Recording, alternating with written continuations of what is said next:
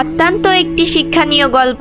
একদিন এক মাদ্রাসার ছাত্র তার হুজুরকে প্রশ্ন করলো, হুজুর, হাসরের দিন বান্দার হিসাব নিকাশ কেমন হবে? ছাত্রের কথা শুনে কিছুক্ষণ হুজুর বসে থাকলেন, তারপর নিজের পকেট থেকে কিছু টাকা বের করলেন এবং সেই টাকা ছাত্রদের মাঝে বন্টন করে দিলেন। প্রথম জনকে দিলেন 100 টাকা, দ্বিতীয় জনকে দিলেন 75 টাকা, আর তৃতীয় জনকে দিলেন 50 টাকা, চতুর্থ জনকে দিলেন 25 টাকা, পঞ্চম জনকে দিলেন 10 টাকা, ষষ্ঠ জনকে দিলেন 5 টাকা এবং প্রশ্নকারী ছাত্রকে দিলেন মাত্র 1 টাকা। প্রশ্নকারী ছাত্র মাত্র 1 টাকা পাওয়ায় তার মন ভীষণ খারাপ হয়ে গেল। হুজুরের এমন অসীম বন্টনে তার মনে অনেক কষ্ট লাগলো। সে মনে মনে ভাবলো, হুজুর তাকে সবার সামনে এভাবে অপমান করলো। এদিকে হুজুর টাকা বন্টন শেষে সেই ছাত্রের মন খারাপের বিষয়টি টের পেলেন। তিনি সব ছাত্রদের মাঝে মুস্কি হেসে বললেন, আজ তোমাদের ছুটি, তোমাদেরকে যে টাকা দেয়া হলো তা তোমরা পুরোপুরিভাবে খরচ করবে এবং আগামী সপ্তাহে বন্ধের দিন মাদ্রাসার রান্নাঘরে সকাল 10 ঘটিকায় উপস্থিত হয়ে তোমরা হিসাব দিবে।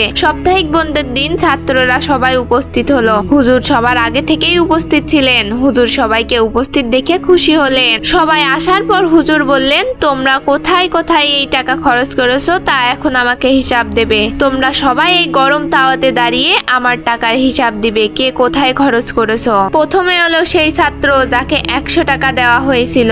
সে তাওয়ায় দাঁড়ানোর পর হুজুর তাকে জিজ্ঞেস করলো, আমার দেওয়া টাকা তুমি কিভাবে কোথায় খরচ করেছো তার হিসাব দাও। এমনিতেই আগুনে উত্তপ্ত তাওয়া, তার উপর ছাত্রটির পা ছিল খালি। ছাত্র এক পা নামায় আরেক পা তুলে এভাবেই কষ্টে তাওয়ার উপর দাঁড়িয়ে হিসাব দিতে লাগলো। 10 টাকায় এটা কিনেছি, 20 টাকায় ওটা কিনেছি, এভাবে অনেক কষ্ট সহ্য করে সে হিসাব দিল। তারপর এলো যাকে 75 টাকা দেয়া হয়েছিল, এবার তার হিসাবের পালা। এভাবে ধারাবাহিকভাবে সবাই উত্তপ্ত তাওয়ায় দাঁড়িয়ে নিজের টাকা খরচের হিসাব দিল। সবার শেষে এলো যে ছাত্রকে 1 টাকা দেওয়া হয়েছিল।